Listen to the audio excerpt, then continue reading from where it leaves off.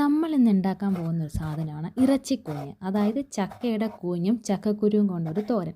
പണ്ട് അമ്മ ഇറച്ചിക്കുഞ്ഞ് തോരൻ എന്ന് പറഞ്ഞു തരുമ്പോൾ സത്യമായിട്ടും കുഞ്ഞിലെ ഞാൻ വിചാരിച്ചു ഇത് ഇറച്ചിയും തമ്മിൽ എന്തോ ബന്ധമുണ്ടെന്ന് കേട്ടോ. പക്ഷേ പിന്നെ മനസ്സിലായി ഒരു ബന്ധവും ഇല്ലയെന്ന്.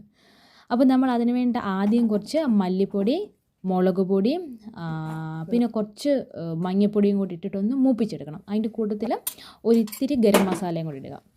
നന്നായിട്ടൊന്ന് മൂപ്പിച്ചെടുക്കുക.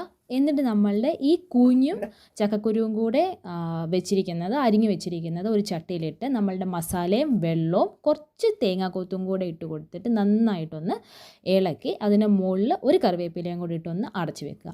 ആ സമയത്ത് നമ്മൾ ഉള്ളിയും കറിവേപ്പിലയും തേങ്ങയും കൂടെ അരച്ച് ചതച്ച് വെക്കുക. എന്നിട്ട് കുഞ്ഞ് വെന്ത് കഴിയുമ്പം അതിനകത്ത് ഈ അരപ്പും കൂടെ ഒന്ന് ചേർത്ത് ഇളക്കി വീണ്ടും ഒന്ന് കുറച്ച് നേരം ഒന്ന് വേവാൻ വേണ്ടി വെക്കണം. നമ്മൾ കയ്യിലെടുത്ത് നോക്കി അല്ലെങ്കിൽ ഒന്ന് കടിച്ച് നോക്കി വെന്തു എന്നുള്ള പരുവാവുന്നത് വരെ ഒന്ന് വേവിക്കുക. എന്നിട്ട് നമുക്കിതിന് താളിച്ചിടണം. താളിച്ചിടാൻ വേണ്ടി നമ്മൾ കടുക്, വറ്റൽമുളക്, കുറച്ച് അരി, പിന്നെ അതായത് കുറച്ച് കറിവേപ്പില, ഇത്രയും സാധനങ്ങളിലിട്ട് താളിച്ചിടുക. തോരനിടുക. റെഡി.